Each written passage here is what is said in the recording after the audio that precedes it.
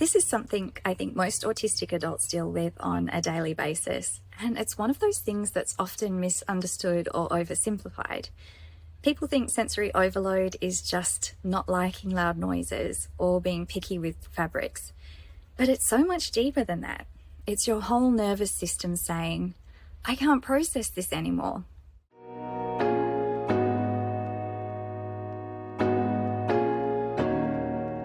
Hey everyone, welcome back to the channel. If you're new here, my name's Michelle and I'm an autistic woman raising 3 autistic kids with my ADHD husband. Before we get started, if I could please ask you to hit like, subscribe and tap that notification bell. It really does help the channel and our community grow. So let's just dive straight into today's topic. It's my sensory overload survival guide for autistic adults. Understanding your sensory profile. So let's start by talking about what sensory overload actually feels like, because it's not the same for everyone, but there are common threads. The experience of sensory overload is often described as an inability to categorize or organize sensory input in a way that neurotypical people can. So in other words, the brain struggles to sort through and make sense of everything coming in. Sounds, lights, smells, textures, temperature. All hitting at once without any clear way to prioritize what's important. It's like all the channels on the TV are playing at the same time, at full volume, and your remote suddenly stopped working. For me, perfume is a massive trigger. I can't walk through the perfume section of the department store. I will literally hold my breath and try and power walk through. The mix of fragrances hits my senses like a wall and my brain just goes, my chest tightens, my skin crawls, and I feel dizzy. It's honestly like my whole body goes into alert mode. And if I'm already overwhelmed and someone tries to talk to me, that's another layer. I get instantly hot, like someone turned the temperature up 10 degrees, and I'll break out in this bright rash on my neck and my chest, and it is so obvious. And of course the other person notices it, and that makes my anxiety shoot up even more. Then my brain's screaming, run, just run. I'll sometimes go completely silent too. It's just my nervous system trying to protect me from more input. So yes, sensory overload isn't just being sensitive, it's a full body reaction. And the first step to managing it is understanding your unique sensory profile, what triggers it, what helps, and what warning signs show up first. Recognizing the signs of overstimulation. Before overload fully hits, there are often signs your body gives you little clues that your sensory system is struggling to cope. And these can look totally different for each person. For me, the biggest indicator is that my head starts to feel fuzzy. It's hard to explain, but it feels like there's too much tumbling around in my brain, like static or background noise that just won't stop. I often say I feel like things go dreamlike. So that's usually my first sign that I need to take a step back. And here are some other common signs autistic adults might notice. So there's emotional changes, feeling suddenly irritated, anxious, or agitated for no reason. Emotional outbursts or reaching a meltdown point. Then there's the sensory changes. Lights start to feel brighter, sounds feel a little louder, and you might feel physically hot or uncomfortable. Or you may have the feeling that you need to cover your eyes or your ears to block input. Then there's the physical symptoms. Heart racing, clenched jaw or tension headaches, feeling dizzy or disorientated, and needing to escape or be alone right away. Then there's the cognitive changes. Struggling to focus or process what's being said. Words might stop making sense. Or you might go monotone, repeat yourself, or even become completely silent. Then there's the behavioral signs. Increased stimming like fidgeting, rocking, or tapping. Avoiding eye contact. Zoning out or shutting down. Autistic people often describe overstimulation as simply too much input. Every sense is on high alert all at once. And knowing your early warning signs means you can step in and regulate before things spiral into full overload. I always suggest sensory mapping. It's basically tracking your sensory experiences. over a period of time. So write down where and when you feel most overwhelmed, what the environment was like, how long it took you to recover, and you'll start to notice patterns. Maybe certain sounds, textures, lighting, or even specific people or places trigger overload faster than others. This awareness is so powerful. Once you understand your sensory landscape, you can start creating real strategies around it. Immediate de-escalation strategies. All right, let's talk about what to do when overload hits, because it's going to happen and that's okay. One technique that's helped me so much is the stop method. S is for stop and recognize what's happening. T, take a breath. Slow, deep breathing helps calm your nervous system. So in through your nose and out through your mouth. O, observe what's triggering you. Is it noise, lights, too many people, or maybe strong smells? And P, proceed with a plan. That could be stepping outside, putting in your earplugs, or turning down lights if you can.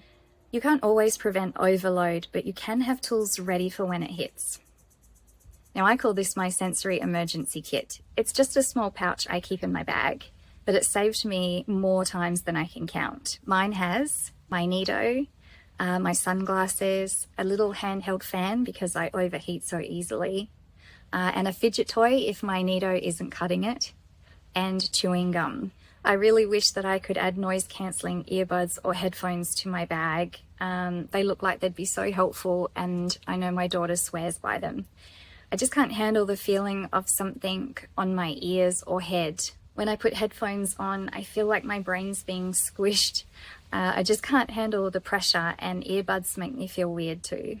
The goal is to give your senses a reset, and if you can, find safe havens or escape routes ahead of time. At work, that might be a quiet room or even a bathroom where you can go and take a few minutes just to decompress. In public places, it might be your car, or even stepping outside for a moment of fresh air. And don't feel guilty for doing this. You're protecting your energy. I mean, you wouldn't judge someone for using an inhaler when they can't breathe, right? Same thing with sensory regulation. It's self-care. Now let's look at prevention, because the best way to handle overload is to stop it before it starts. Start at home or in your workplace. Think about your lighting. Harsh overheads can be replaced with softer lamps or warm light bulbs. Try noise dampening curtains or play gentle background sounds if silence feels too heavy. And declutter. Even visual noise can be a trigger. When my environment's messy, my brain feels messy too. Out in public, it's all about planning. I do grocery shopping early in the morning when it's quieter. In Australia, in some of our shopping centres, they actually have sensory days where certain times, it might be from 10 to 11 o'clock in the morning, they actually lower the lights and they don't have music playing, and they actually make it like a safe place for people who do have sensory issues. So it might be worth looking at to see if somewhere in your area does something similar. And if I'm going to a busy event, I'll check where I can sit away from the speakers or the bright lights. And if it gets too much, I know I can leave. No guilt, no apology. My sensory well-being comes first. There are also some great sensory-friendly tools out there, like weighted blankets, tinted lenses, or clothing made from softer fabrics, all of which we have in this house. Even things like smart lights or adjustable noise machines can help you tailor your environment to your sensory needs. Small adjustments can completely change how you experience daily life. Communicating your needs effectively. So let's be honest, this part can feel awkward. Telling people about your sensory needs can be intimidating, especially if you're used to masking or worry about being judged. But it makes such a difference. If you can practice a little script ahead of time, something like, hey, I get easily overwhelmed by strong smells or loud noise, so I might step outside if it gets too much. Or, can we turn down the music a little? It's hard for me to focus with so much background noise. It's direct and honest, and you'd be surprised at how many people respond with kindness when they actually understand what's going on. And if you don't feel comfortable talking, you can have it written down. One of my kids has a sunflower lanyard around their neck that they wear out. It has a card with their name, that they're autistic, and a little note they can hand to someone if they're too overwhelmed to talk. And remember, setting boundaries isn't about being difficult, it's about being kind to yourself. It's okay to say no to events that are too stimulating. It's okay to leave early or even cancel plans if your body's saying not today. That's not rude, that's self-awareness. And if you're in a workplace or social group, don't feel bad about advocating for your accommodations. You deserve environments that support you, not drain you. And finally, let's talk about long-term resilience, because this isn't just about reacting in the moment. It's about creating a lifestyle that supports your sensory system. Build in sensory breaks every day. Even 5 minutes of quiet or sitting somewhere dim and calm can help your brain reset. And don't wait until you're on the edge. Make sensory regulation a regular part of your routine. You might also find occupational therapy or sensory integration therapy helpful. These approaches can teach you ways to balance your sensory input and build tolerance gradually. Even simple things like gentle movement, stretching, or mindfulness can help your body feel grounded again. And don't underestimate the power of community. Connecting with other autistic adults who understand what sensory overload feels like can be so validating. You can share coping tools, laugh about relatable moments, and remind each other that they're not alone in this. So there you go, that's my sensory overload survival guide for autistic adults. If you found this helpful, please give it a thumbs up. It really does help the channel grow. And I'd love to hear from you. What helps you manage sensory overload? Do you have your own version of a sensory emergency kit?